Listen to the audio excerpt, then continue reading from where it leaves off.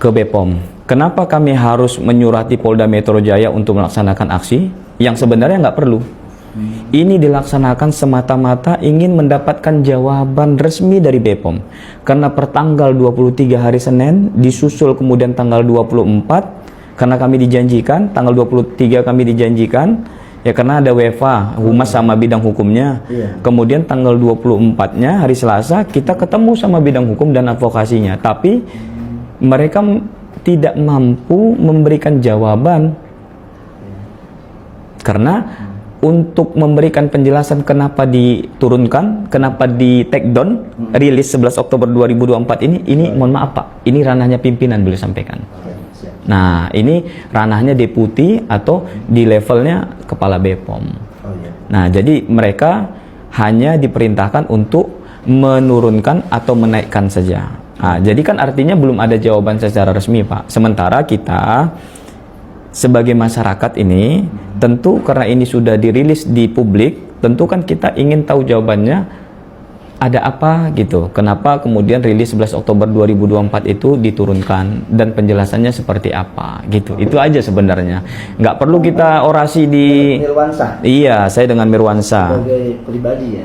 Nah, kalau ini secara pribadi, tapi saya sebagai kuasa dan sudah saya lampirkan juga kepada Kepala BPOM. Nah, surat saya sudah masuk juga per hari ini. Surat kedua, tanggal 23 dan ini tanggal 29 sudah masuk juga surat. Sudah ada tanda terimanya. Surat ke BPOM CQ PPID. Terkait dengan masalah informasi yang kita mau tanyakan ini gitu.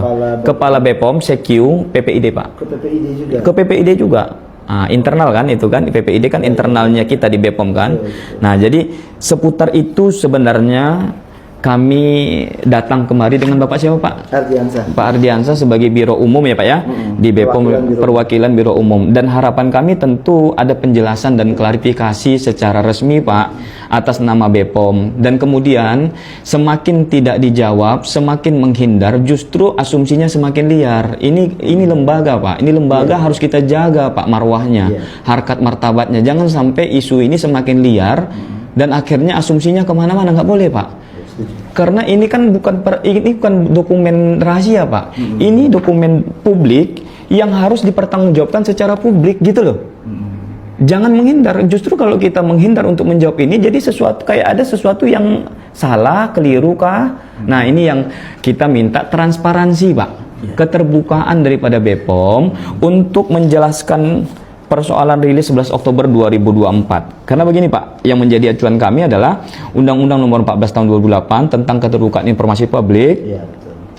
Ya, itu merupakan hak yang memberikan hak kepada masyarakat untuk memperoleh informasi publik. Kemudian Undang-Undang Nomor 25 Tahun 2009 tentang pelayanan publik yang mewajibkan badan publik memberikan pelayanan yang transparan dan akuntabel.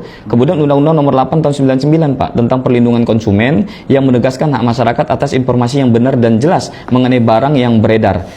Pada pokoknya begini Pak, kalau kami ingin sampaikan, kalau rilis misalnya dalam produk yang lain, BPOM itu clear Pak. Ketika rilis menyampaikan ini, rilisnya jelas ya, kemudian perusahaannya jelas, kemudian produknya jelas gitu ya. Nah, sehingga masyarakat teredukasi Pak. Ini ada perusahaan yang bermasalah, ini ada produk yang bermasalah. Contoh misalnya dalam rilis-rilis penegak hukum yang lain, misalnya KPK misalnya dalam melakukan rilis itu tersangkanya dipajang, kemudian barang buktinya dipajang, pasal-pasal yang dijerat itu jelas Pak. Nah, sekarang masalahnya Pak, sudah ditemukan ada rangkaian, ada dugaan pelanggaran berulang Pak. Ini penjelasan daripada BPOM Pak. Sudah menjelaskan bahwa ini ada pelanggaran yang berulang sifatnya sistemik. Kemudian siapa yang melakukan ini Pak? Siapa yang melakukan pelanggaran berulang yang secara sistemik ini siapa gitu? Mafia skincare-nya siapa yang disebut ini? Itu yang kita ingin tanya dan penjelasan daripada BPOM.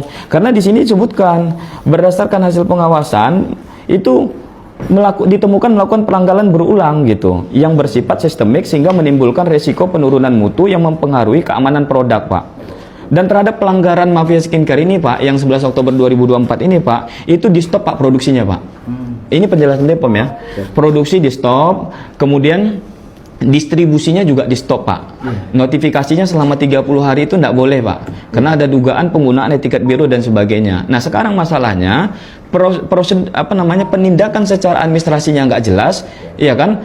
Apalagi kita harapkan penegakan hukum gitu. Nah, sementara sekarang mafia skincare-nya masih tanda tanya besar gitu. Siapa orangnya sehingga masyarakat tahu gitu loh. Nah, itu Pak yang pengantar dari kami sehingga kami tak perlulah orasi di depan karena Bapak tadi tengok juga kan ada masa tandingan ya Pak ya. Mohon maaf, ada masa tandingan yang katanya simpatisan dari pihak mana saya nggak tahu gitu. Yang jelas kami sampaikan di awal bahwa kami berizin Pak. Makanya dikawal oleh bapak-bapak kepolisian. Terima kasih Pak dari bapak-bapak kepolisian yang telah menjamin kebebasan kami yang dijamin oleh konstitusi Undang-Undang Dasar 1945 dan kemudian dijamin oleh Undang-Undang Nomor 9 Tahun 98 tentang hak pendapat menyampaikan pendapat di muka umum Pak. Oleh karena itu kita jangan sampai nanti Pak kami nyampaikan nih masalah bongkar mafia skincare. Tiba-tiba ada masa yang tadi berapa orang Pak Kanit ada berapa orang? 25 orang. Nggak ngitung, tapi banyak ya, banyak. Sekitar 25 orang Pak. Nah kita nggak mau ini bentrok Pak antara kami yang punya izin sama yang nggak ini masa yang kita nggak tahu siapa gitu. Nah ini kan nggak boleh Pak, kita sesama anak bangsa. Kami datang kemari Pak ke Bepom karena cinta kami kepada Bepom, cinta kami kepada masyarakat. Bukan kami mau musuh-musuh Pak, enggak. Kalau seandainya tanggal 23, 24 kami dijumpai dengan baik gitu ya, diberikan jawaban yang dapat dipertanggungjawabkan oleh publik, nggak ada masalah sebenarnya justru. Jadi kami berharap Bapak sebagai Biro Umum nggak mesti deputi, kalau memang bisa Bapak sampaikan ini kami bisa terima kok, nggak ada masalah, nggak ada kepentingan apapun Pak. Bapak sepakat nggak kalau misalnya rangkaian yang kita lakukan hari ini sebagai bentuk kita menjaga kesehatan masyarakat, setuju nggak Pak? Agar tidak ada produk yang dijual belikan oleh dugaan mafia skincare ini yang membahayakan kesehatan masyarakat. Ini Bepom harus hadir, bukan hanya melakukan pengawasan Pak, tapi penindakan terhadap dugaan mafia skincare gitu loh. Bukan malah kita dibentrokkan dengan saudara-saudara kita Pak. Apapun ceritanya itu masyarakat kita Pak. Nggak boleh kita bentrok sesama anak bangsa Pak. Karena apa? Kita berangkat dari etikat baik gitu loh Pak. Harapan kita cuma satu, jelaskan ini secara bertanggung jawab sehingga publik bisa jelas. Itu Pak pengantar dari kami. Dari situ Bang Mirwan ada. Iya, itu dulu pengantarnya Pak. Iya. Logatnya Bang Mirwan ada. Saya Pasar Ibu Pak. Dari Bemarga, Batak Pak. Batak. Cuman saya stay-nya di Riau gitu loh. Iya, cuman Bemarga Pak. Ayunan itu kayak Melayu. Iya, J. Iya. Iya. Sesama dari ini Melayu kan. Bang Mirwan berarti dikuasakan oleh Suryadi. Iya. Pak Suryadi. Iya, tapi di dalam kegiatan kita hari ini kita adalah sebagai masyarakat menggunakan haknya untuk menyampaikan aspirasi terkait dengan masih ditutupnya informasi mengenai rilis 11 Oktober 2024 itu Mas, gitu loh. Itu kan yang jadi poinnya kan bukan dianggap, artinya pendapat dari Bang Mirwan dan tim kan Bepom seakan-akan masih menutup informasi yang iya diinginkan oleh masyarakat. Iya, betul. Kan perlu ada penjelasan mana informasi yang diinginkan atau iya, yang dibolehkan diketahui iya, masyarakat, betul, mana yang memang menjadi rahasia negara. Betul, kan, betul, kan betul. Ini yang perlu betul, diri. betul. Tapi saya yakin Bang Mirwan juga punya niat baik lah. Oh iya, kan? pasti Pak, Ya kan, pasti. untuk bangsa dan negara. Gitu, betul. Kan? Tidak seluruh informasi dari proses kenegaraan itu dipublikasi. Iya. Karena ada hal-hal yang Sepakat. menganut proses praduga tak bersalah. Iya. Ya kan? Ada asas-asas yang memang belum ada kepastian hukum. Iya. Itu juga harus kita hormati. Iya. Tidak serta-merta ada praduga hukum, kita paksa-paksa, kita gedor-gedor gitu kan, kemudian kita putuskan ada salah kan nggak mungkin juga ya.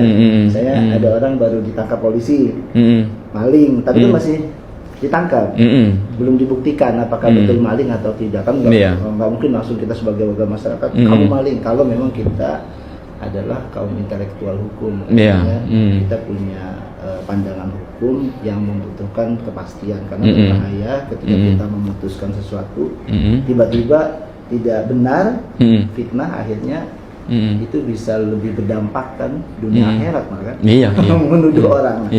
Jadi kalau di poin 1 saya nggak tahu yang dipertanyakan kan. Iya, masalah rilisnya dulu Pak, kenapa diturunkan? Ya, kita mengacu pada soal bahwa kita kalau masalah take down dan tidak take down itu kondisional ya. Kondisional. Artinya jangan langsung kita anggap itu sebuah kayak apa sih? Kalau sesuatu negara itu kayak aibnya itu kayak ini masalah besar negara. Kita harus memahami sisi kemanusiawian. Itu Abang rilis di media, misalnya Bang apa organisasinya advokat mana?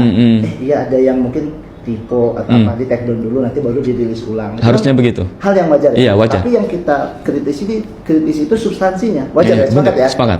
Sepakat ya Bang ya? Misalnya Abang misalnya upload nasi goreng gitu kan, terus istri marah di take down, terus tetangga marah, lu kok lu marah, orang istri gue yang marah kenapa saya ngupload nasi goreng, kok lu yang marah, tetangga sebelah gitu kan, tapi tetangga sebelah boleh marah.